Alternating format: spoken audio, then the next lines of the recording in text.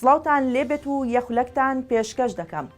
لیژنەی دارایی پەرلەمانی عێراق ئاشکرای کرد بەدەر لە پشکی هەرێمی کوردستان ڕێکەوتنی نیمچە کۆتایی لەسەر پرۆژە یاسای بودجە ئەنجام دراوە.